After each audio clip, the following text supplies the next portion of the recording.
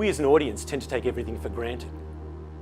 We forget that everything presented to us has been constructed by the media in a specific way to convey the message that what is presented is truth. To the media, truth is just a stylistic quality. I'm afraid that what we witness every day is simply the art of deception. The next 27 minutes are an experiment. But in order for it to work, you have to pay attention.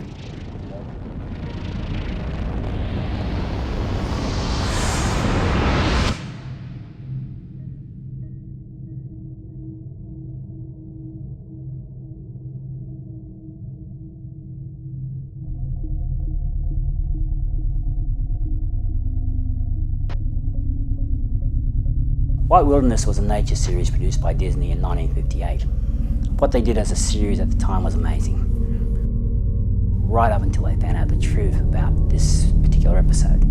It's a story both true and false, as we shall see in a moment. You've heard of the old saying, like lemmings going over a cliff. Most people seem to think that when one lemming goes over a cliff, all the rest will follow. That's ludicrous. It would appear that lemmings are a lot like sheep, that one or two start to go somewhere, and the rest are determined to go too. Most people don't even know what a lemming is. They reach the final precipice.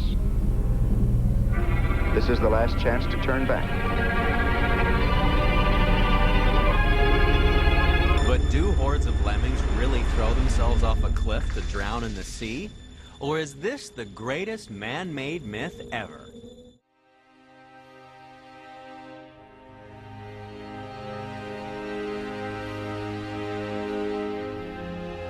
The mass suicide of lemmings was a lie.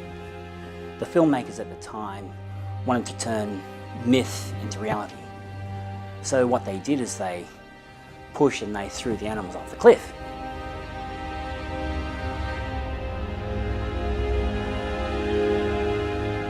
All they really wanted to be was the best entertainment company at the time. It was a pretty simple idea. Bring the legend to life, make the audience fall in love with the lemming, and then bring them to a tragic and unbelievable ending.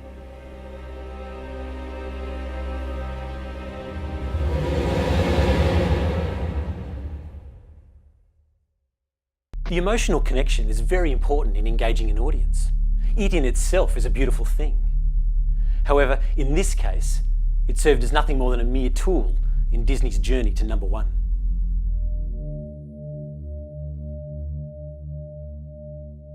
Fast forward to the future and we find that nothing has changed. If anything, things have got worse. Just as White Wilderness had a double irony, so too did the opening video to the 2009 Copenhagen Climate Convention. And few still doubt the impact of human influence over this predicted catastrophe. It's understandable how a child can be gullible, but for an adult, it's, perhaps society hasn't taught them how to question what they see. I remember watching it and thinking, who'd buy into this? Next day, instead of laughing, I was hit with a depressing realisation that the whole country was buying into it. Was the message really, we will brainwash your children into action? I mean, the message is blatantly clear. We will frighten your children so much they will fear the rain.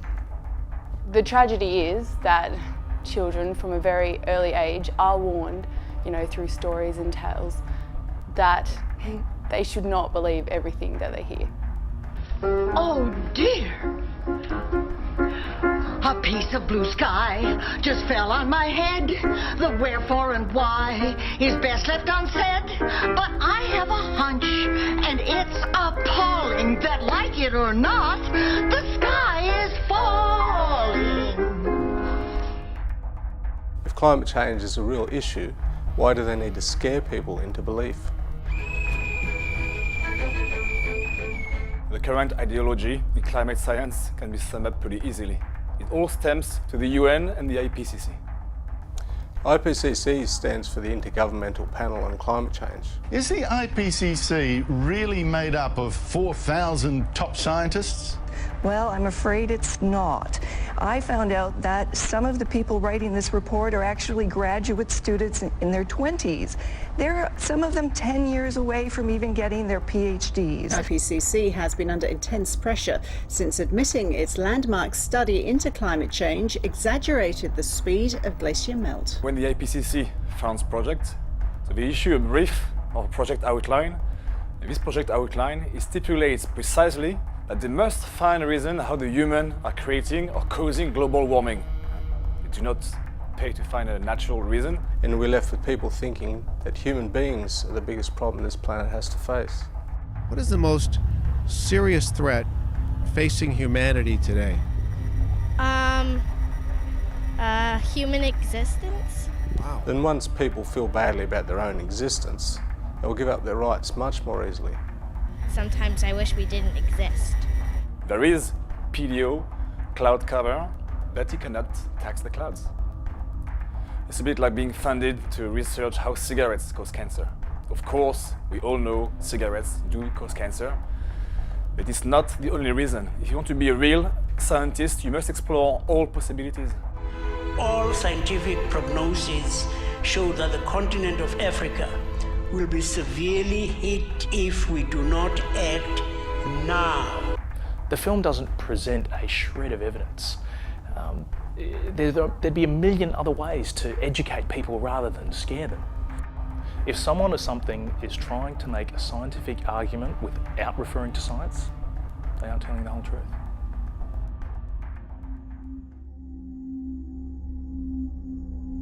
There's a film that uses fear and evidence to deceive the audience. It's a lesson in how images presented with false information can fool an audience. This film's biggest weapon was a mere PowerPoint presentation. Separating the truth from the fiction and the accurate connections from the misunderstandings is part of what you learn here.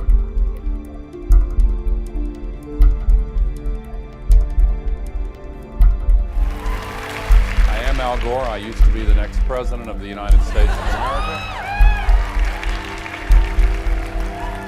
I don't find that... Notice how Al Gore chose to have a live audience in this dimly lit room. The audience guides the audience at home. Sort of like canned laughter in a sitcom when the audience at home doesn't get the joke. I don't find that particularly funny. Gore tries really hard in this film to be someone we can relate with. He's depicted as a lonely guy with a laptop trying to save the world. I've been trying to tell this story for a long time, and I feel as if I've failed to get the message across. In reality, Gore was raised in the White House by a Communist Party leader. He didn't put this in his film for obvious reasons. The truth won't sell his product.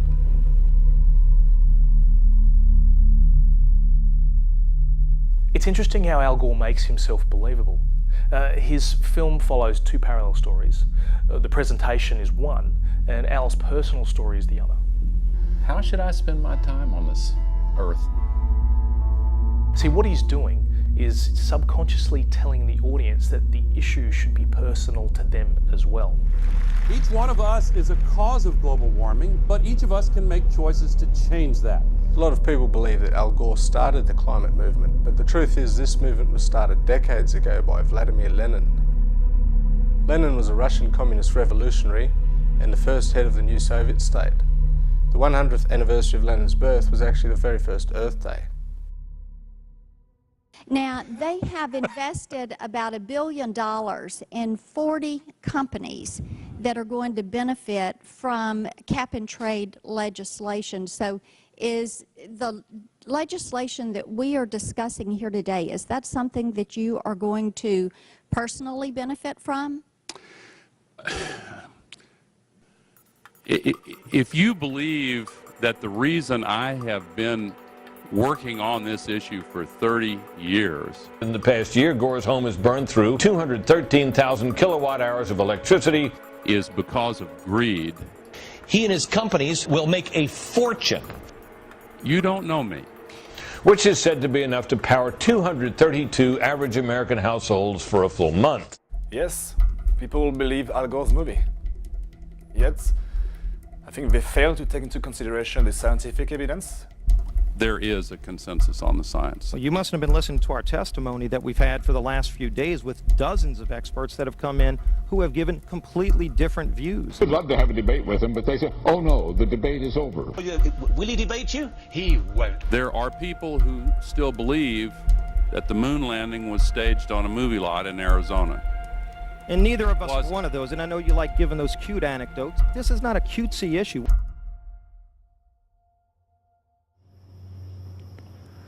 That what we take for granted might not be here for our children.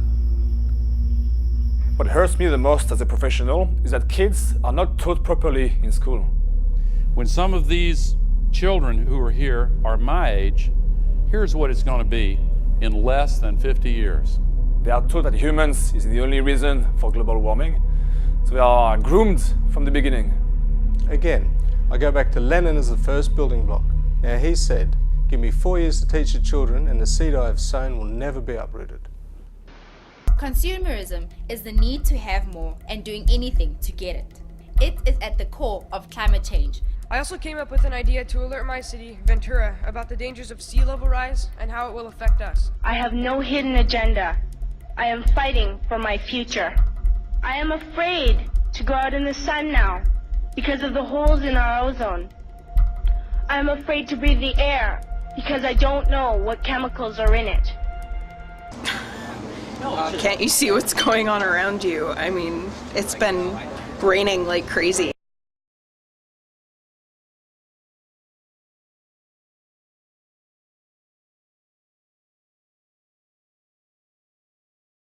This, incidentally, is the first time anybody outside of a small group of scientists has seen this image. I was surprised about all the new graph he presented.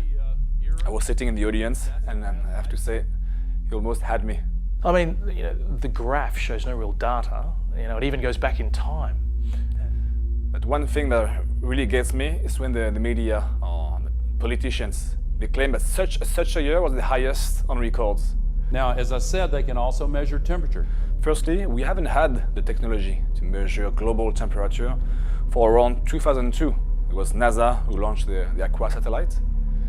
And secondly, the IPCC scientists, we want to get rid of the medieval warm period. The existence of the medieval warm period had been recognized in the scientific literature for decades, but now it was a major embarrassment to those maintaining that the 20th century warming was truly anomalous. Because there was no carbon pollution during the medieval time. So they want us to believe that now is the hottest time of the recent history and that human is responsible for the global warming. The science is in, the science is clear. Our planet is warming. That warming is caused by carbon pollution, by human activity, and we need to cut carbon pollution. Normally in science, when you have a novel result that appears to overturn previous work, you have to demonstrate why the earlier work was wrong. But the work was initially accepted uncritically, even though it contradicted the results of more than 100 previous studies.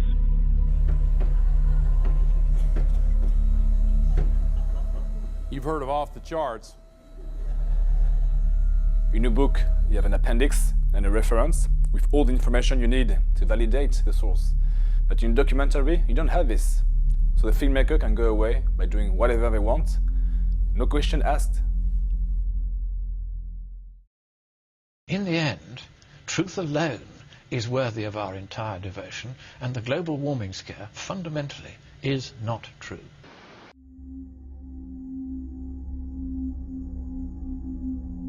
Every piece of data presented on the screen is done so in a particular way so that you believe in its validity. Politics aside, we must now take a close look at how religion is presented on the screen. Presenting zeitgeist.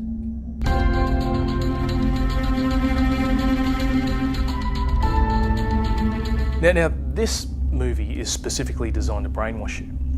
Notice how the pulsating progressive music draws you in. This is the sun.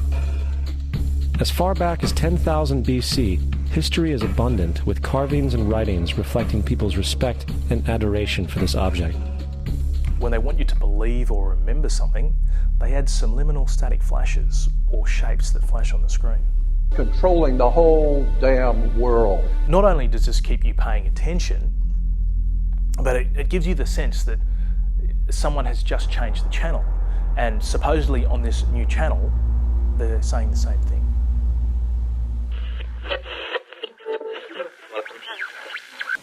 It's quite ironical. Very funny indeed. The flashing on the screen definitely affects the audience in ways they don't even realise. Most people think it's just stylistic qualities of the film, but in reality, it's subliminal messaging. But we want to be academically correct in what we understand and know to be true. Christianity just is not.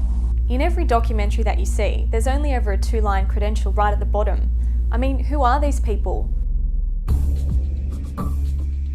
The reality is, Jesus was the solar deity of the Gnostic Christian sect. There are several types of documentaries out there. Now it is my job to assess these documentaries based on their factual evidence. In my 20 minutes of research after watching Zeitgeist. Horus was born on December 25th. Horus was supposedly born the month of Koyak, October, November. Horus was born on December 25th of the Virgin Isis Mary. According to the myth, Isis was not a virgin. His birth was accompanied by a star in the east, and upon his birth he was adored by 3 kings. There is no star or 3 kings who come to visit Horus in any of the myths. At the age of 12, he was a prodigal child teacher. There is nothing in the myths about Horus becoming a teacher at age 12, nor in fact did Jesus. At the age of 30, he was baptized by a figure known as Anup, and thus began his ministry. Horus was not baptized. Horus had 12 disciples he traveled about with, performing miracles such as healing the sick and walking on water. Neither are there any statements to the effect that Horus had 12 disciples. According to the accounts, he had 4 semi-gods that were followers and some indications of 16 human followers, and an unknown number of blacksmiths that went into battle with him. The fact of the matter is, there are numerous saviors from different periods from all over the world which subscribe to these general characteristics. Visually it looks good, but in reality it's just a list of lies.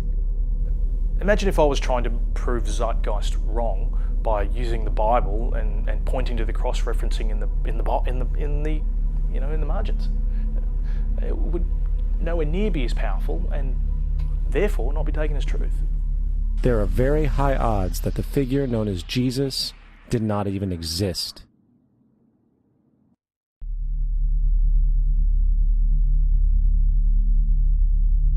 So far we've examined white wilderness, An Inconvenient Truth, and Zeitgeist. And we've seen how personalising a story using elaborate lists and documents and associations can persuade and deceive the audience. Now it's time to find these things in the most deceptive documentary propaganda film of recent times.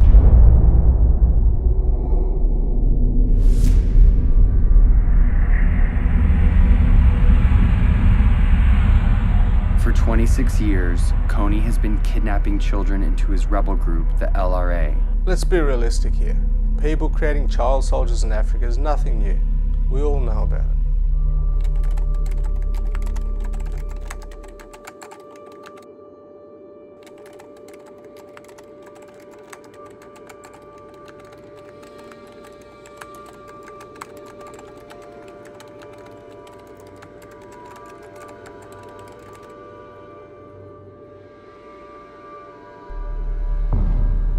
There is no way the US would invade such an insignificant country if they weren't getting something out of it.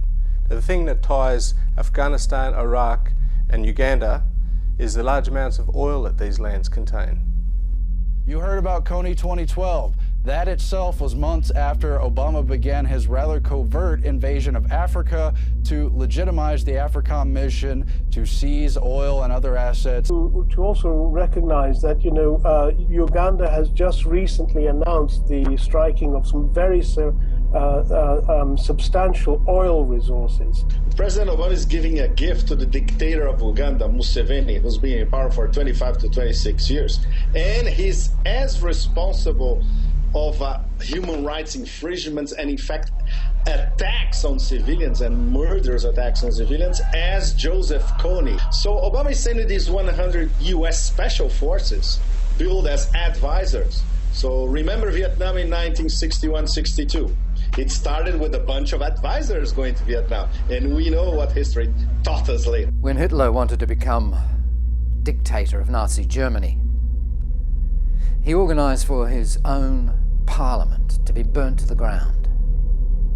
The terror he created, the power he created was phenomenal.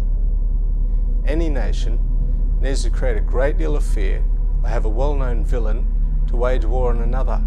They create a monster and then have the public demand action. I think that's the greatest way the government can create change.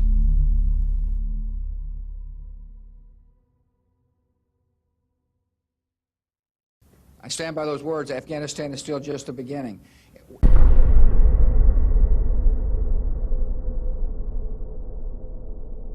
Instead of using fear as they did with the war on terror, the Kony 2012 video uses compassion.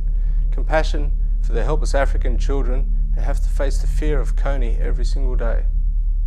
See, they created the Kony villain so easily because they knew their audience. Adolescent teens who want to make a difference with money to spare. They gave a few dollars a month of what little they had to a program called Try, and proved that a bunch of littles could make a big difference. The movie makes out that the older generation has no idea how to use the internet. I want to take a picture. And older generations are concerned. Many people are very concerned about tomorrow. They could get worse next year. Further, we have the emotional connection with the filmmaker's son. I'm gonna be like you, Dad. When you grow up? Yeah. Sure. I'm gonna come with you to Africa. You know, we should all want to be like this guy. You know, go out into other countries and catch the bad guys. Who are the bad guys? Show this movie to as many people as possible in such a way that we can't be ignored. The interesting way that Kony 2012 engages the audience is through trends. The filmmakers made it so cool to be helping.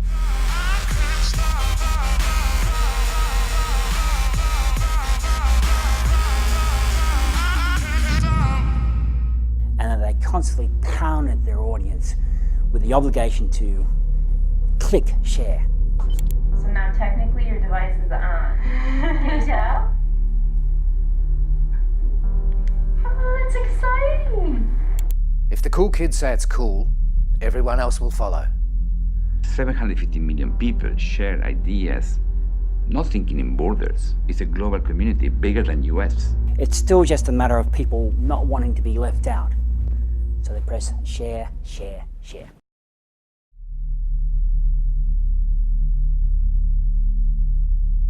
We've come to the end of the free seminar, where we lock the doors and ask you to buy something.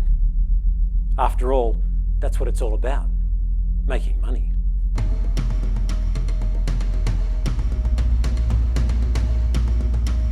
Well, it's really cheap in my opinion. It's like watching a feature-length sales pitch. The frustrating thing is that it works. If 1 in every 30 children convince their parents to buy the action pack, then Kony 2012 would have made millions. Take a program like A Current Affair or 60 Minutes. 99% of the time, they don't ask for donations. It's just that handful of times that, it's reasonable. This question comes down to this. Are we, as Americans, capable of doing great things even though they are difficult? Are we capable of rising above ourselves and above history? They ask directly for the audience to do something. It's all about control. It is, after all, a sales pitch, a call to action. Act now. It is your time to seize this issue.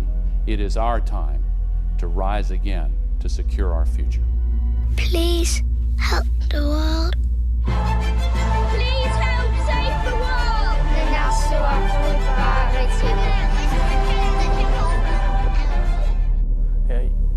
You wonder how these experts fool the audience. Just take a look. Look how dramatic it is. The innocent face of the filmmaker's son. Notice how every dramatic scene will be enhanced with a black screen and either a pulsing sound or the original audio continuing. Yeah, this is film at its best, but it is not truth. You know, the use of pulsating music that relaxes the mind coupled with a voiceover and a clever imagery does not constitute as truth. There is none. It's all a show. You know, it's just entertainment. It's not truth. The next 27 minutes are an experiment. But in order for it to work, you have to pay attention.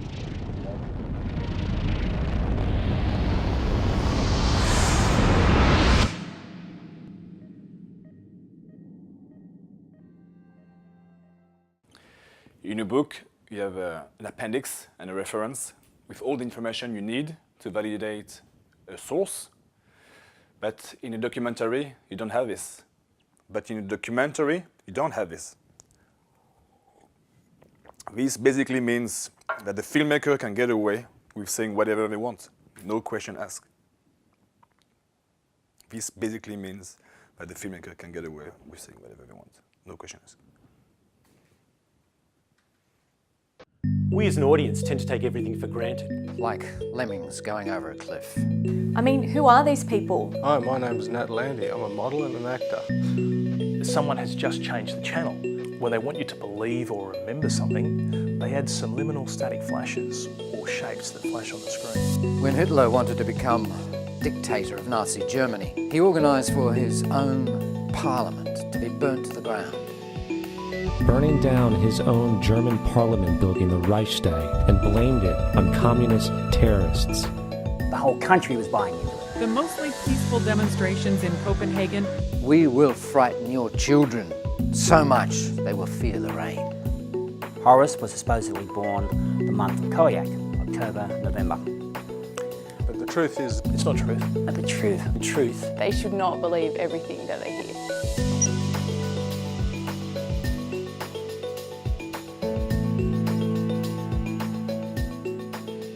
Next time you watch something, don't use your eyes, use your head. Watch with a critical mind. Watch out for the art of deception.